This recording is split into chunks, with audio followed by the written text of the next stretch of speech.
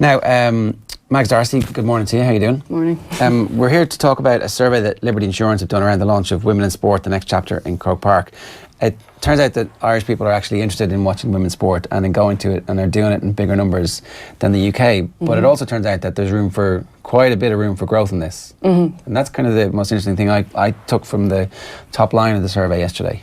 Yeah, listen, we've had this conversation probably over the last 5 years with Liberty, because they've, year on, year out, they've conducted research, and year on, year out, again, the numbers have increased, which is great. And in terms of where we are in competitive to the UK, our numbers are high in attendance, but there's always a conversation to be had. Can we go a little bit deeper with this, and can we keep improving? If you bring this the whole way back, Ger Eoin, like, I suppose I was doing a bit of research over it myself, and I know this may sound ridiculous, but I'm just putting a theory out there, is that back in 1933, women were oppressed in a sense where they were actually taken out of the workforce if they were married and put back into the home, and it wasn't until 1973 that they were allowed back into, mainstream reality in a sense. 1974, Ladies Football Association was founded.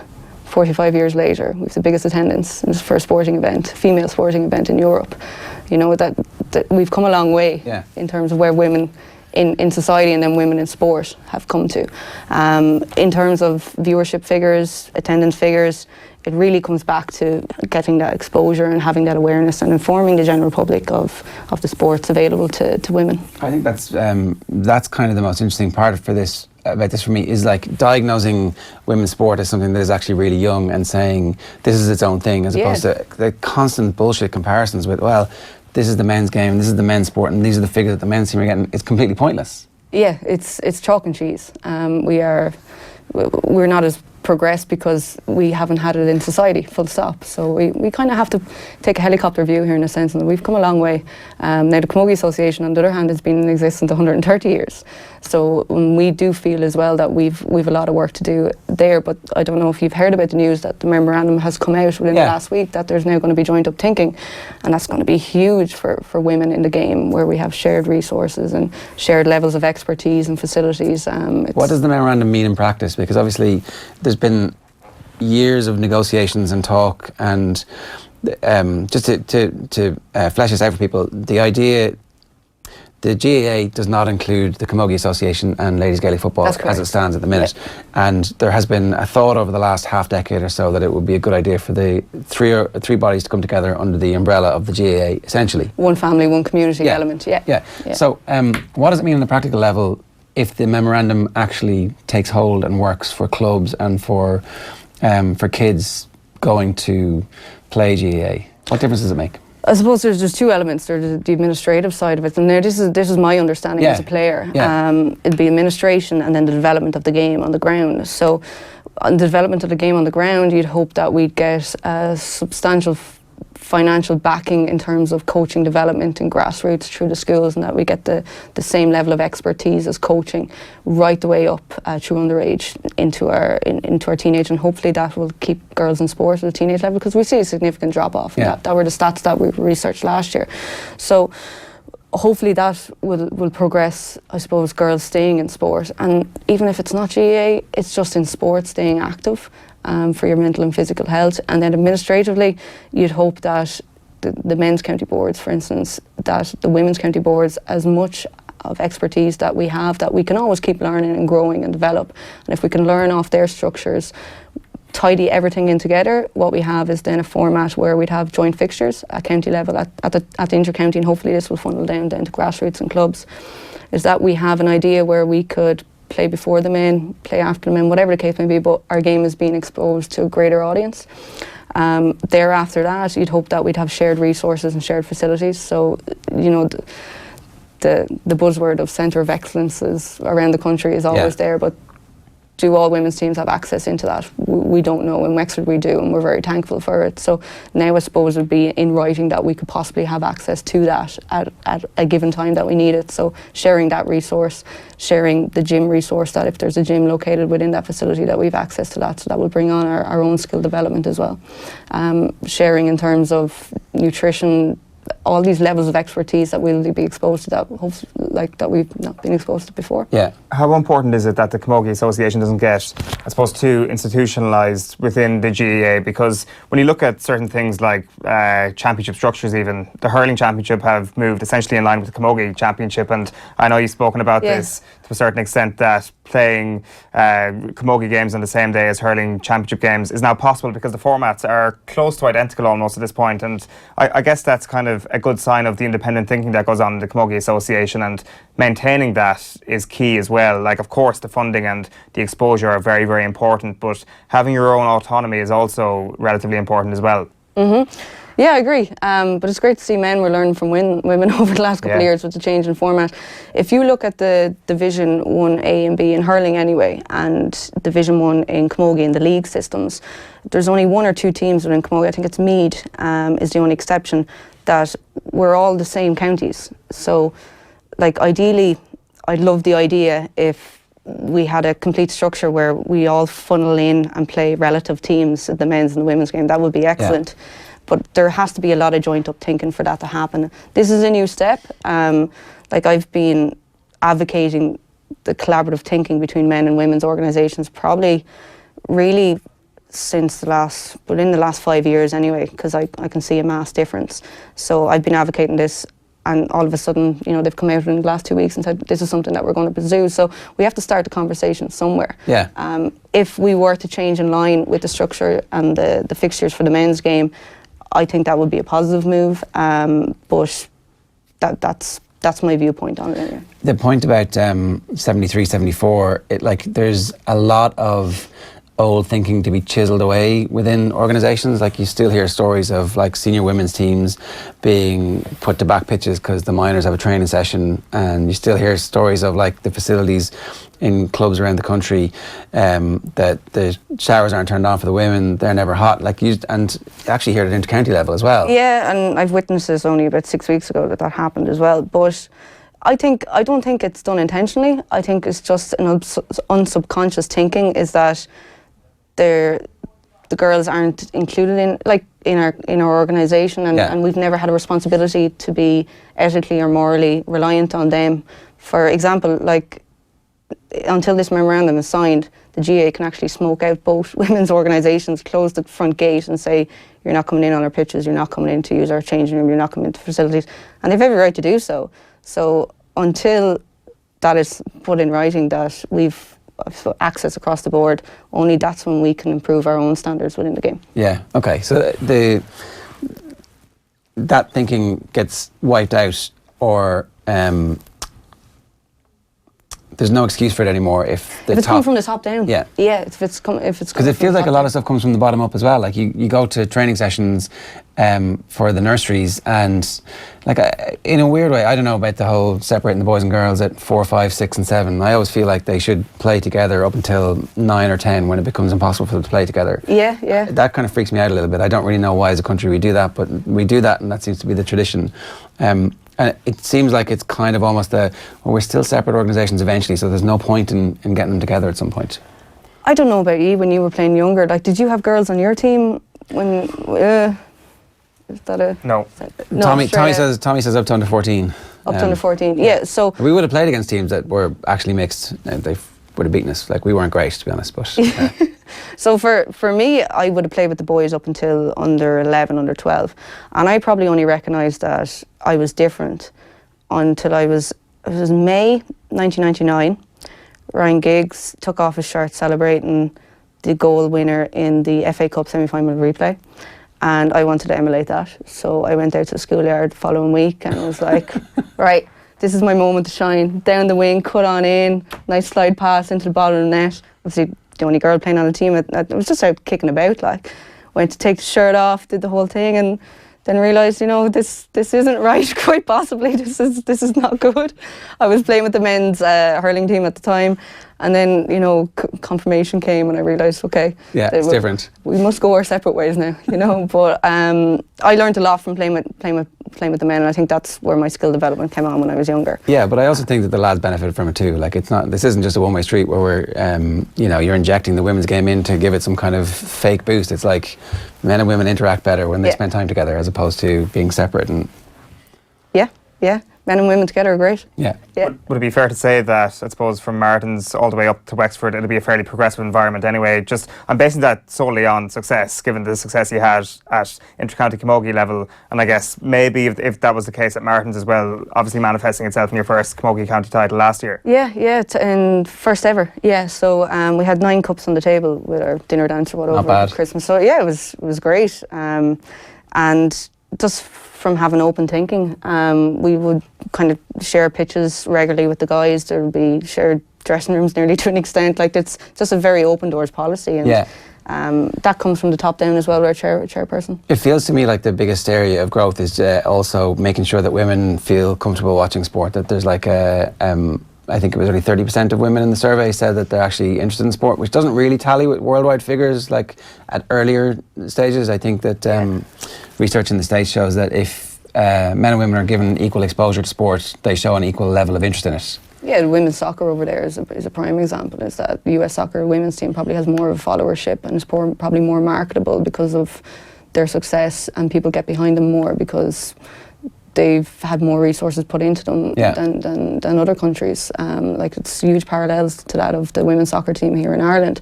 So it's a real positive when you do invest, when commercially invest in a team, or when you invest in their development and stay with it and stick at it, that you do get results, and that's where the US women's soccer team has seen that.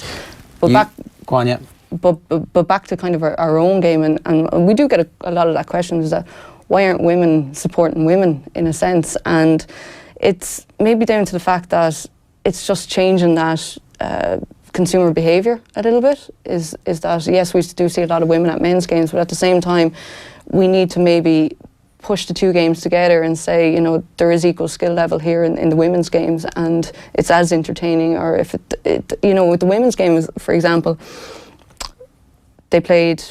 we played Galway. It was 2 weeks ago at this stage with the snow out, Sunday 2 weeks ago, and our men's team played prior to that with Clare, and there must have been about 1,500 people who stayed behind just to watch the women's game because they have an appreciation for it. Yeah. But it won't happen overnight. Like, you know, that needs to continuously happen in order for, instead of being 1,500 and 1,600 the following, or 1,650, and that gradually grows. So there is this element that we need to have women's games exposed more to that audience. Yeah, and we all need to do our part in the media as well by actually engaging with the people who are playing and by covering the games in a more meaningful way. Like, yeah, and there's nothing worse as a player than being involved in a crap game and loads of people staying up after as well, and you go, oh, I wish this game was a little bit better so people would kind of grasp it a little bit more, but that's sport, that's the nature of the game. You're obviously involved with not obviously, I don't think everybody knew this, but you're involved with the Wexford Hurlers at the moment. Yeah, it's a new role I'm after taking up, and I'm thoroughly enjoying it. So I've lost kind of power in my right elbow at the moment through injury with the club last year. So I'm just working away trying to get that fixed. Is it a nerve issue or? Yeah, tendons, nerves, it's all twinkled up. So even lifting the kettle at the moment is a bit of a difficulty. So anyway, it is what it is. I'm getting it addressed, and I might be looking at surgery. So I just have to look after myself at the moment. But this opportunity presented itself, and it's different, no doubt, to have a woman involved with a men's team. I'm kind of going, God, I didn't know Mags was a physio, or I didn't know Mags was a nutritionist, or I didn't know Mags was a doctor. Well, I'm none of those things, but I am a coach, and you know, I'm adding value, and obviously Davy wouldn't have me there if I wasn't. So you started out as a goalkeeper coach, is that right? Yeah, so I work with Mark and Connor in the goals, and then I do a little bit of group work and technical one-on-one work as well. So goalkeeping coach for Davy, obviously, I mean, he's not going to suffer fools gladly. This would be a field of expertise that I suspect that he's over, like, you better be good at this. Yeah, and as I said, he wouldn't have me there if he knew I wasn't adding value to the setup. So I'd be quite meticulous in terms of my own performance, and I'm a very competitive person. So I'd be looking for different elements of a goalkeeper's game and trying to get gains within those areas. And I think if we can bring, be it in business or in sport or in personal life, if you can bring yourself up a little bit of percentage in all elements across the board, you know, you're always going to push yourself on and improve. Where did you learn your coaching? Like, so is the coaching courses that you've been on the standard GAA ones, or are there specific camogie ones? Or I've taken both, but really the things that I'm using is, I don't feel that you should be training or coaching for just to cover the drills that are put down on paper. I suppose I've 16 years inter-county experience, and I literally use all kind of those real-time scenarios, both top 3 inches mentally and physically within the game to get the best out of covering all aspects of goalkeeping. And we're doing okay. 9 from 10 isn't too bad this year in terms of the games that we've completed, both in a competitive fixture and external to that as well. So it's enjoyable. Davy seems to be a little bit calmer on the sidelines this year. I'm not sure if that's necessarily going to manifest itself once the games get a little bit more important. Is he a bit calmer behind the scenes as well? I don't know, maybe it's the Wexford air, or we're giving him too many strawberries. I don't know what the case is. But listen, Davy's a great guy. I think we're maybe a little bit similar in ways, and that's why he kind of not sees himself in me, but we're both very competitive. We're both very honest people. With Davy, he leaves no stone unturned. He just asks the players to bring out the best in themselves, and he provides everything else around them for that, in terms of coaching and facilitating them. So it's quite an honest and open environment to be in, and I'm really enjoying it. I have to say, I thought that there was a fairly good chance that Wexford were going the direction of Offaly as opposed to getting back up to the top table in Leinster. Over the last number of years, it just felt like players were drifting away, they were finding other things, the football team was beginning to rise, and you could kind of see this tension amongst Wexford hurling people going, do we still matter the way that we used to? And then the last couple of seasons has just been this unbelievable turnaround. How did that happen? I know it sounds corny, and it's not a get out clause, but it's belief. It's having someone maybe believe in you as a person, and then that comes out on the pitch. Winning is a habit, and also losing is a habit, and I wouldn't contrast us in any way to Offaly or whatever the case may be, but I've seen it in my own camogie career. Once you get in a rush, it's really hard to get out. You need maybe a change of environment or a change of personnel to reboost things. And I don't think it's just in sport, I think it's outside of life as well. Sometimes you feel like you just need a different angle or a different dynamic in order to push you on. And I think that's what within the last 18 months anyway, Davy has brought just a different way of thinking.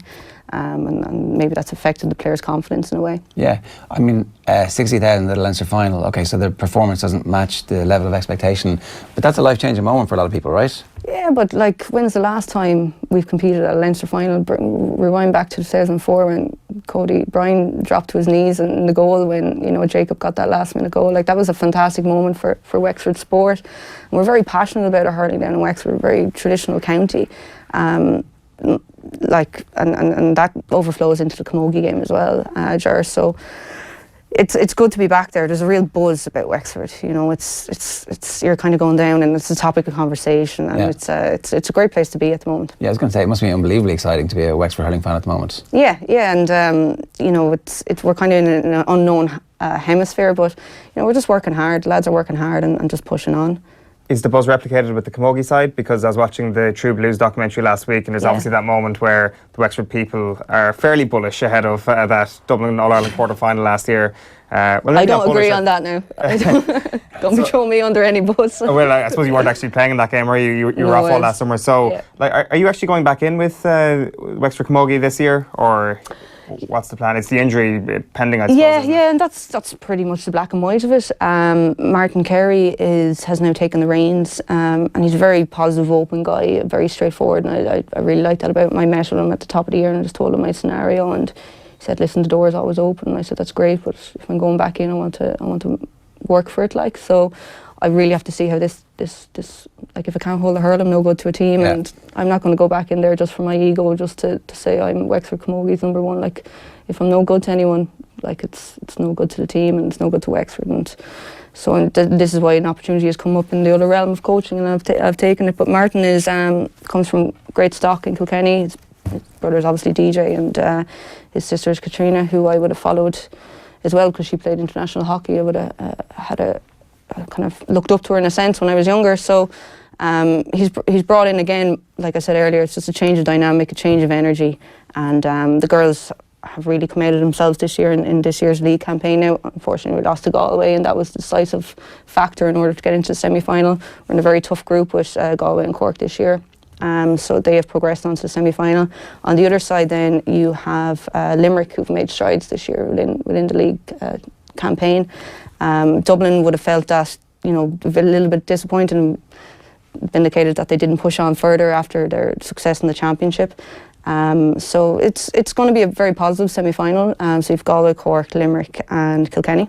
So it's going to be competitive. It's going to be streamed live on television as well, and that's again coming back to what we're here today to talk about, is to continue the narrative based on the research that Liberty is after conducting about exposing the game to another level, and social media and the backing of commercial identities and sponsorships is enabling us to do that. Yeah, so you're part of a panel today with Fiona Coughlin, Anna Kessel, Joy Neville and yourself, and Joanne Cantwell's doing the panel discussion. That's in Croker.